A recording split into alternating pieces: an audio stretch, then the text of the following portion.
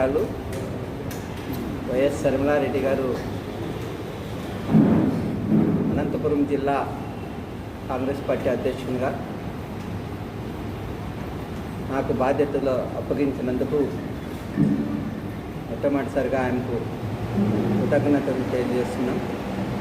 అదేవిధంగా CWC member Raghuveera Reddy గారికి, శైలజానాథ్ గారికి, కాంగ్రెస్ పార్టీ పెద్దలందరికీ కృతజ్ఞతలు తెలియజేస్తూ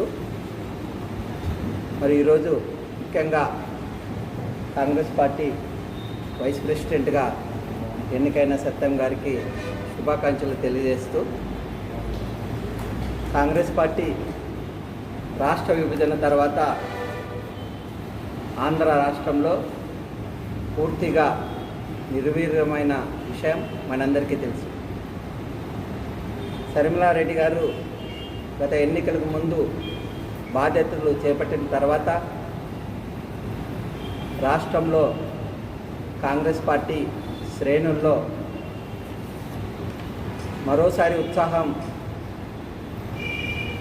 వస్తుందనడానికి ఎలాంటి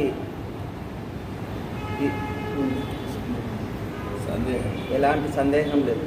ఈరోజు ఎన్నికల తర్వాత కాంగ్రెస్ పార్టీ మరి పునరుత్తేజం చేయడానికి, కాంగ్రెస్ పార్టీని యాక్టివ్ చేయడానికి శర్మిలారెడ్డి గారు రాష్ట్ర వ్యాప్తంగా జిల్లా అధ్యక్షులని మరి కార్యవర్గాన్ని మరి ఏఐసిసి వారి ద్వారా ఈరోజు ప్రకటించడం జరిగింది. కాంగ్రెస్ పార్టీ అధ్యక్షునిగా, జిల్లా అధ్యక్షునిగా నేను ఈ రాష్ట్రంలో మరి కొత్తగా ఏర్పడిన ప్రభుత్వం గతంలో ఎన్నికలకు ముందు ఇచ్చిన హామీలను చంద్రబాబు నాయుడు గారు ఇచ్చిన హామీలను మరి అమలు చేయాలని చెప్పి మరి అమలు చేయడానికి ఎలాంటి సంకోచాలు లేకుండా ఆ రోజు ఎన్నికలకు ముందు నువ్వు ఇచ్చిన హామీలు మరి గతంలో నాలుగు సార్లు ముఖ్యమంత్రిగా దాదాపు 14 సంవత్సరాల పాటు ముఖ్యమంత్రిగా మీకు అనుభవం ఉన్న దృష్ట్యా మరి రాష్ట్రం విడిపోయిన తర్వాత రాష్ట్ర ఆర్థిక పరిస్థితి మీకు అనుభవం ఉంది. ఆర్థిక పరిస్థితి పట్ల మీకు సరైన అవగాహన ఉందని చెప్పి మేము అనుకుంటున్నాం. మరి ఎన్నికలకు ముందు నువ్వు ఇచ్చావు.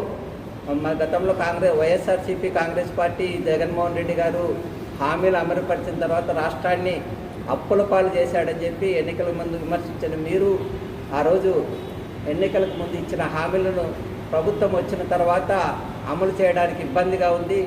పార్టీ మరి ఇక్కడ రాష్ట్ర ప్రభుత్వ ఆర్థిక పరిస్థితి జీరో ఉంది అని చెప్పి చెప్పడం శోచనీయం. ఈరోజు మేము ఈరోజు విజ్ఞప్తి చేస్తూ ఉన్నాం చంద్రబాబు నాయుడు గారికి. రాష్ట్రం తీవ్రమైన ఇబ్బందులు ఉంది, రైతాంగం తీవ్రమైన పరిస్థితులు ఎదుర్కొంటున్నారు. ఒకవైపు ఏమో వర్షాలు ఎక్కువయ్యి, ఒకవైపు ఏమో వర్షాలు తక్కువయ్యి మరి అతివృష్టి అనావృష్టి పరిస్థితుల వల్ల రైతులు తీవ్రమైన ఇబ్బందులు ఎదుర్కొంటున్నారు. అదేవిధంగా గతంలో వైఎస్ఆర్సీపీ పార్టీ విద్యార్థులకు కానీ మరి అదేవిధంగా పెన్షన్లు కానీ అదేవిధంగా అనేక హామీలను మరి అమలు చేసిన విషయం మనకు తెలిసిందే.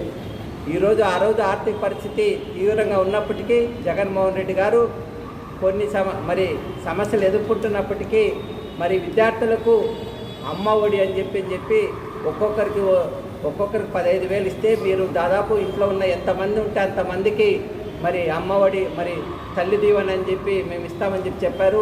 ఈరోజు విద్యార్థులు తీవ్రమైన ఇబ్బందులు ఎదుర్కొంటున్నారు. ప్రైవేట్ కళాశాలలో విద్యార్థులు ఫీజు కట్టలేని పరిస్థితుల్లో ఉన్న విద్యార్థులు, పేద విద్యార్థులందరూ మరి మా పరిస్థితి ఏమని చెప్పి మరి దిక్కుతోచని స్థితిలో ఉన్నారు.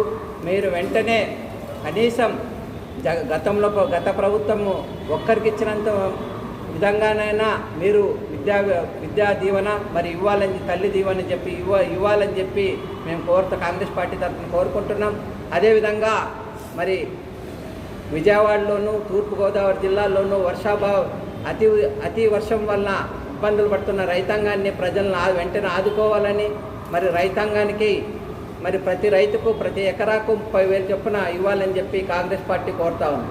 ఈరోజు మరి వెంటనే ఇక్కడున్న రాయలసీమలో ఖరీఫ్ పంటలో కానీ ఇంతవరకు మరి ఎలాంటి మరి ఇన్పుట్ సబ్సిడీ కానీ మరి రైతుల నష్టపరిహారం కానీ చెల్లించే విధంగా మీరు చర్యలు తీసుకోవాలని చెప్పి రైతులకు ఖరీఫ్ విత్తనాలు అవన్నీ వెంటనే అందజేయాలని చెప్పి మేము కోరుకుంటూ మరి కాంగ్రెస్ పార్టీ మరి చంద్రబాబు నాయుడు గారు ఇచ్చిన హామీలను అమలు పరచడానికి, అదేవిధంగా ప్రజలు ఎదుర్కొంటున్న సమస్యలపైన పోరాటం తీవ్రతరం చేస్తూ ముందు కాంగ్రెస్ పార్టీ మరి యాక్టివ్ కావడానికి, కాంగ్రెస్ పార్టీని మరి అభివృద్ధి చేయడానికి కార్యకర్తలతో పాటు నాయకులతో పాటు అందరి సహాయం తీసుకొని కాంగ్రెస్ పార్టీని పునరుత్తేజం చేస్తామని చెప్పి, జిల్లాలో కాంగ్రెస్ పార్టీకి మరి ముందు వైభవాన్ని తీసుకొస్తామని చెప్పి ఈరోజు కాంగ్రెస్ ఇక్కడ నేను ప్రమాణ స్వీకారం చేస్తున్న సందర్భంగా హామీ ఇస్తూ కాంగ్రెస్ పార్టీ బలోపేతానికి మీ అందరి సహకారం ఇవ్వాల్సిందిగా నాయకులను, కార్యకర్తలను కోరుకుంటున్నాను.